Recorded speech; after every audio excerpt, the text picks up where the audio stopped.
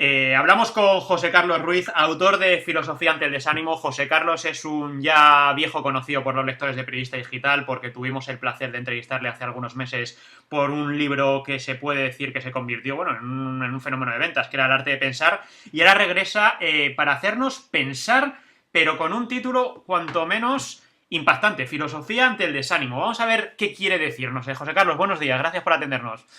Hola, buenos días, encantado. El título del libro es Filosofía ante el desánimo, como yo decía, y la verdad, puestos a ser sinceros, desánimo hay mucho después de un año de lo que ya han llamado fatiga pandémica.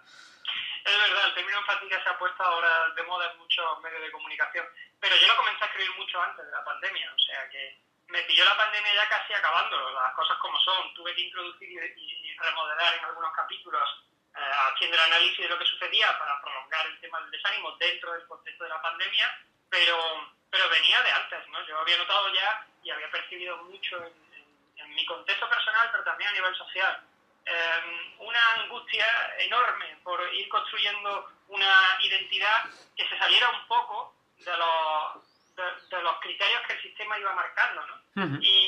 Y esa lucha por intentar configurar esa identidad generaba angustia, generaba... Ahí lo cuento, ¿no? Había un filósofo ahora, el nombre no se me viene a la cabeza, pues sí, Alan Ehrenberg, creo que era. Hablaba de la fatiga de uno mismo, con ese exceso de estereotipos identitarios que se van vendiendo y que de manera irreflexiva va asumiendo y fuerzas tu personalidad, la fuerza a encajar como sea en los nuevos modelos de identidad que se configuran.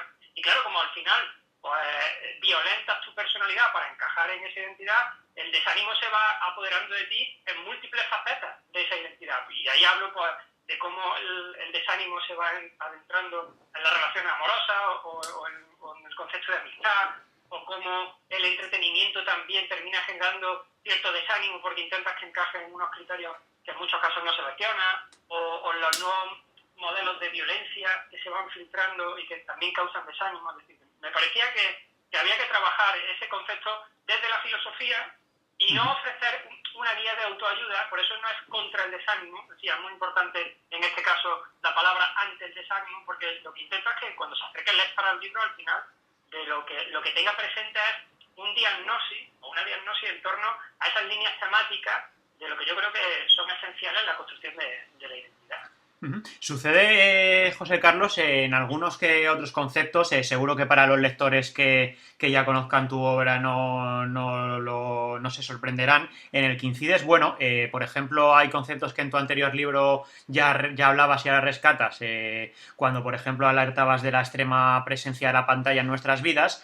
Lo que sucede es que ha llegado una situación y una época en la que, con el confinamiento que hemos vivido domiciliario durante muchos meses de 2020, han sido esas pantallas las que nos han permitido seguir conectados con nuestros seres queridos, ¿no? Lo que se ha llamado hiperconexión frente a la distancia.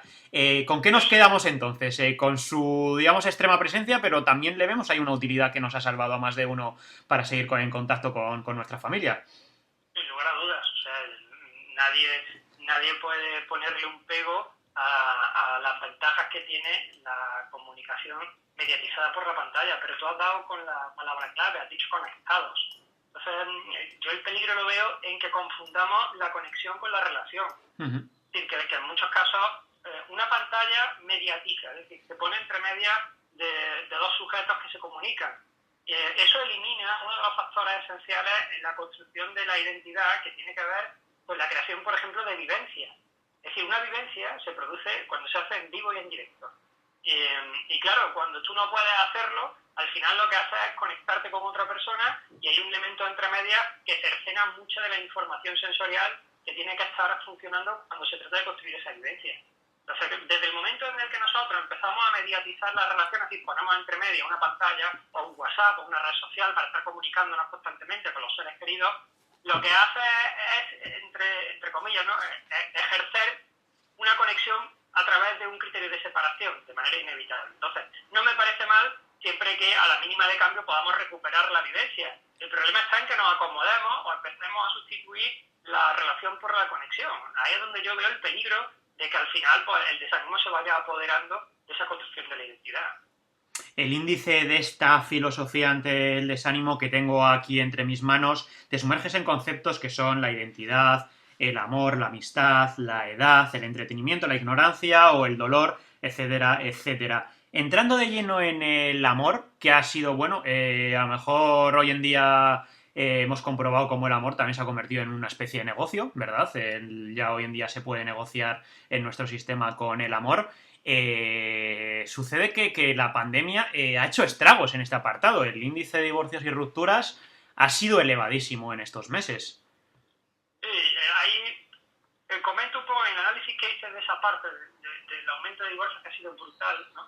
Con el tema de la pandemia. Creo que tiene mucho que ver con cómo habíamos proyectado las relaciones amorosas antes de la pandemia, ¿no? Y esa proyección en una sociedad hiperactiva tenía mucho que ver con el esparcimiento. Es decir, nuestras relaciones sentimentales, nuestros proyectos vitales, en muchos casos, estaban esparcidos en miles de frentes a los que teníamos que acudir. Entonces, bueno, pues una pareja los fines de semana, yo recuerdo intentar quedar con parejas de amigos y tener que sacar las agendas para poder coordinar, no, este fin de semana tengo cumpleaños, al siguiente tengo bautizo, al otro tenemos comuniones, al otro, es decir, era complicado, ¿no? Porque se vivía muchas veces con las agendas dentro del tiempo de expansión muy, muy cerradas. Entonces, cuando tú empiezas a construir gran parte de esas relaciones en los inputs que vienen del exterior, ¿no? En esos estímulos y en esas agendas que son tan apetecibles y que hacen que estemos todo el rato, ¿no? Tirando de agenda y haciendo actividades, y va esparciendo esa relación, deja muy poco espacio para la intimidad. De hecho, creo que en el capítulo inicial hablo de la necesidad de recuperar la intimidad como uno de los elementos esenciales que tenemos a la hora de construir la identidad, ¿no? Creo que era George Simmel el que decía que había que preservar el secreto de la intimidad, que nosotros la hemos exteriorizado, es decir, la extimidad, que en muchos casos se llama. Bueno, pues te llega el recogimiento y claro, si tú has construido la identidad de la pareja en torno al esparcimiento, el recogimiento te elimina de la agenda todo tipo de actividad que tengas y todo tipo de proyección externa. Cuando tú estás en el exterior y estás en ese esparcimiento, los focos de atención giran en torno a lo externo, por lo que ni siquiera miras a tu pareja en muchos casos, sino que estáis atentos a lo que sucede fuera de vosotros. Pero cuando llega el recogimiento, ya no sucede nada fuera de vosotros y el criterio de atención se fija en lo que tienes delante, ¿no? Y a lo mejor en ese momento muchas parejas descubren que lo que tienen es una casa y no un hogar, es decir, que no han construido ese concepto de hogar que en muchos casos era el que solidifica, ¿no? La relación de pareja. Y luego súmale, ¿no? Pues mil factores más que voy analizando, como por ejemplo la estigmatización de la repetición que hay en esta sociedad. Es decir, el hecho de repetir o de revisar la historia en común, el hecho de contar, de revisar entre todos de dónde procedemos, cómo hemos construido esa identidad. Todo se proyecta hacia el presente inmediato y esa pérdida de identidad hace que falte la puesta en valor de la pareja, ¿no? El concepto de la... ¿Existe el peligro, José Carlos, de crear, por así decirlo, una sociedad de desánimo crónico? Existe el peligro si no ponemos la atención suficiente para tomar la rienda de la construcción de la personalidad.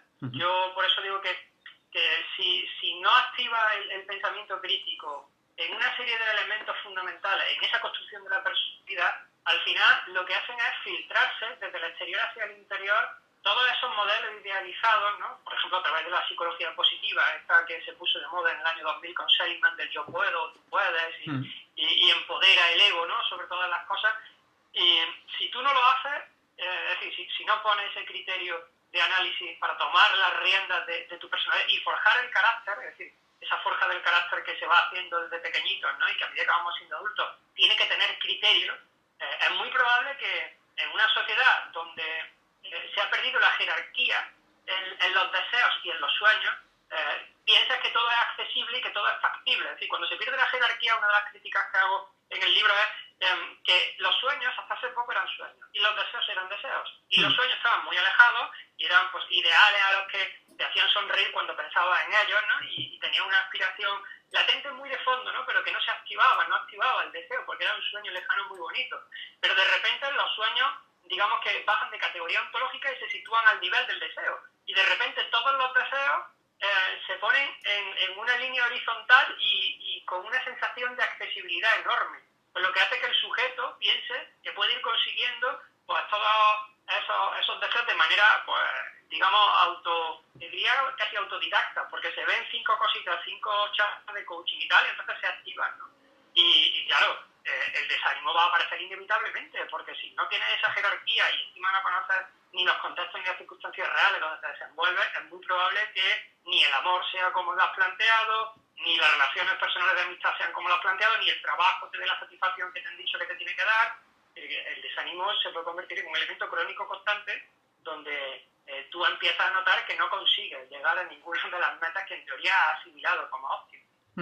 ¿Cuán peligrosa es la exigencia en estos tiempos que corren? Y hasta nos podemos olvidar momentáneamente de lo que ha supuesto la crisis del COVID. Antes de llegar a la crisis del COVID, no dejábamos de ser, al fin y al cabo, individuos totalmente responsabilizados, estresados y cansados. Bueno, la exigencia, fíjate, más que la exigencia, yo creo que hablo en algún capítulo del deber, si mal no recuerdo. Es decir, se ha demonizado el deber, el concepto de que, oye, hay cosas en la vida y hay un alto porcentaje de elementos que componen el día a día que tienen que ver con cumplir con tu deber como ciudadano, tu deber como amigo, tu deber como pareja, tu deber como madre, tu deber como en cualquiera de las circunstancias vitales. El deber es algo que se tiene que asumir como un progreso social y moral también. Y claro, ahora parece que el deber es una rémora que te impide lanzarte a ese proyecto de aventura constante que tienes que tener en torno a los miles de estímulos apetitosos que te van dando.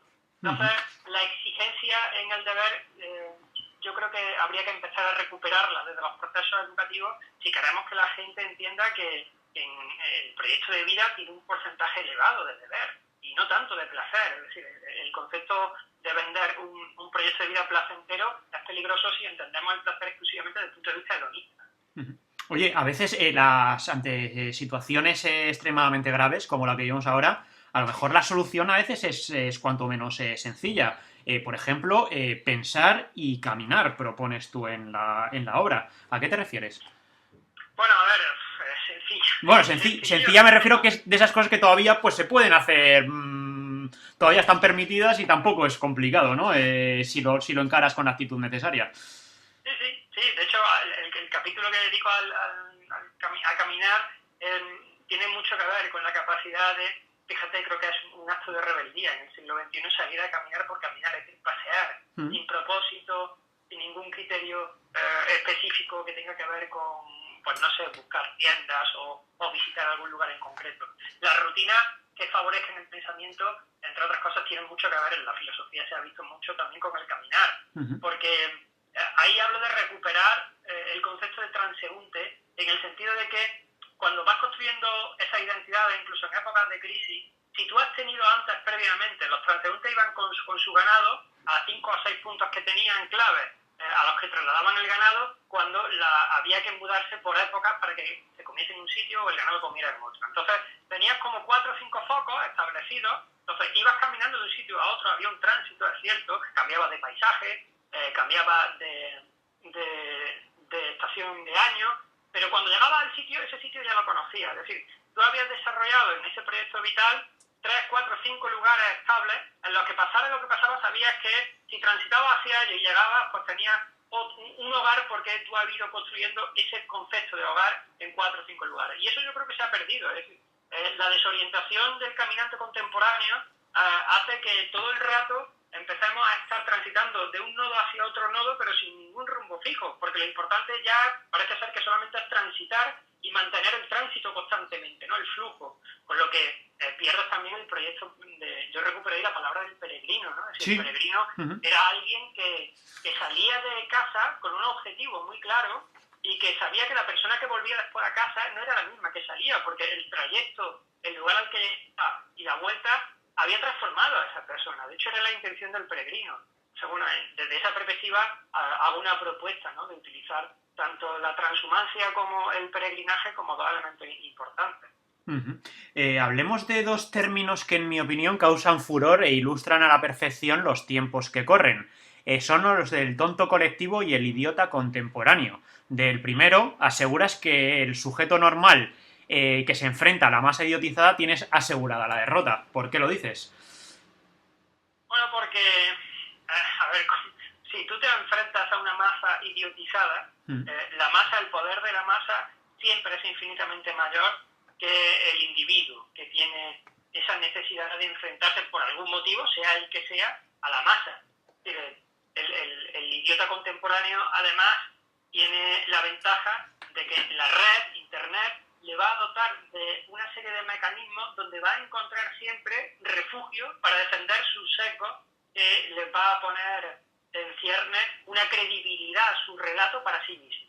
Entonces, los idiotas contemporáneos son personas que a través del hecho de propuesta, es decir, a través de encontrar un dato, porque además Internet tiene estas cosas, es decir, tú tienes una teoría en tu cabeza, crees una cosa, y seguro que Internet te va a dar en algún momento a alguien que te va a elaborar una teoría verosímil, es decir, te sustituye la verdad por la verosimilitud, algo que parezca que es verídico. Entonces esa verosimilitud se encuentra hoy en día con mucha facilidad en alguna noticia y a partir de ahí lo que elabora el idiota contemporáneo es un discurso sin fundamentos, pero que para él ha encontrado en un articulito, en dos articulitos, en una estadística, ha encontrado lo suficiente para creerse que está dentro de ese nivel, ¿no? Es el efecto este que se llama el Dunning-Kruger.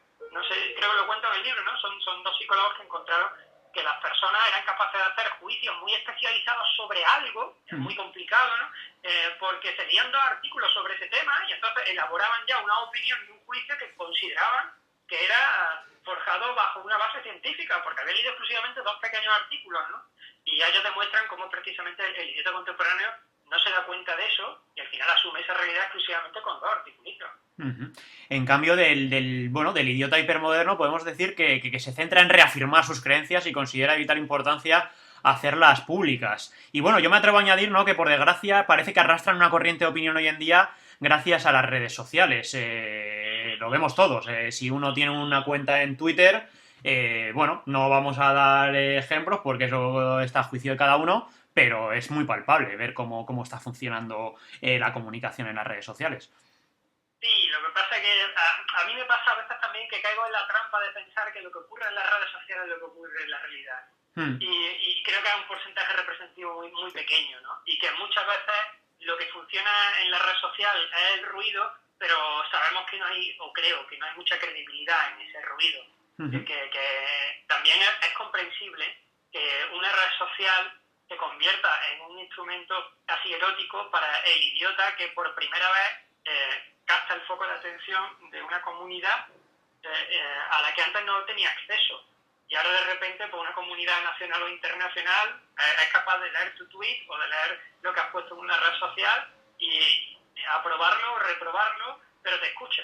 Es decir, al menos te escuche y lo puedes dejar ahí. Entonces yo entiendo ese atractivo de la red social, pero también creo que muchas veces los criterios que incluso los medios de comunicación a veces pasa, ¿no?, que utilizan la red social como una fuente de noticias y parece que esa es una noticia que es global, ¿no? Y en muchos casos no, a lo mejor no es representativa de la realidad, es representativa del mundo digital y el mundo digital en muchas ocasiones lo confundimos con el mundo real, ¿no? Y de ahí la importancia de tener ese criterio de separación entre lo que ocurre en una cosa y en otra. Está claro. Lo urgente resta tiempo a lo importante. ¿Cómo luchar contra ello? Pues con criterio jerárquico. Yo te lo vuelvo a repetir con lo de antes, es decir, lo importante siempre es importante y debería estar por encima. El problema está en que lo urgente a lo mejor no es tan urgente si lo jerarquizamos a nivel de criterio. Yo tengo claro que en muchas ocasiones la falta de análisis convierte en importante a lo urgente. Es decir, esto es algo que hacemos sin darnos cuenta. En muchas ocasiones, de repente te parece que es importantísimo contestar un email o 3 o 5, ¿no? Cuando a lo mejor si lo contestas al día siguiente no pasa nada. Sí, o un WhatsApp, ¿no?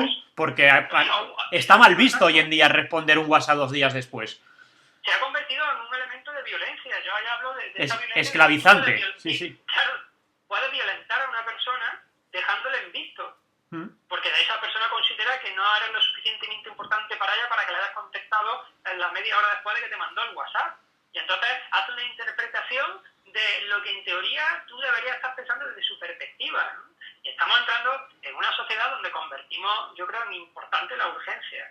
Y creo que tendríamos que tomar esa distancia, ¿no?, ese tiempo para volver a poner una jerarquía de lo que realmente es importante en nuestras vidas. Ujú. Ya para terminar, José Carlos, en tu obra, bueno, para que todo aquel que se quiera acercar a esta filosofía ante el desánimo y también tuvo la oportunidad de hacerlo con, entre otras, el arte de pensar, bueno, pues te conviertes en una especie de guía para aquella gente en la que, bueno, pues quiera, digamos, reflexionar de otra manera. Pero aparte de ser autor, pues como ciudadano tú también eres lector o simplemente ciudadano. ¿Quién o quiénes te han influido más a la hora de, bueno, de tejer tu pensamiento y tu manera de pensar? En ese sentido, ¿qué referentes has tenido dentro de la filosofía? Ah, dentro de la filosofía, vale. Bueno, Que sí, y si me quieres dar algún ejemplo también fuera, pues te lo admitimos también. pues, fuera de la filosofía, casi todos mis referentes los tengo muy cercanos. Es decir, son personas a las que admiro y a las que he seguido durante mucho tiempo y he analizado, empezando por mi catedrático de filosofía, del que me considero discípulo. Y ahí cuento un poco también en el libro cómo esta sociedad egocéntrica ha perdido el concepto de maestría y nadie se declara discípulo de nadie porque considera que es una rémora en la construcción de la identidad, ¿no? Entonces yo en ese sentido tengo la suerte de que tengo muchos maestros, tanto de vida como de análisis filosófico. Filosóficamente tengo muchos referentes. Es cierto que Kant es uno de mis predilectos, no puedo evitarlo, pero también son muy contemporáneos. Es decir, yo me he leído toda la obra de Lipovetsky y tengo la suerte de poder acceder a él con cierta facilidad. Y luego, de lo más contemporáneo, discuto mucho mentalmente con Byung-Chul Han, discuto mucho porque creo que tiene cosas muy brillantes, pero también tiene algunas cosas que me chirrían, ¿no?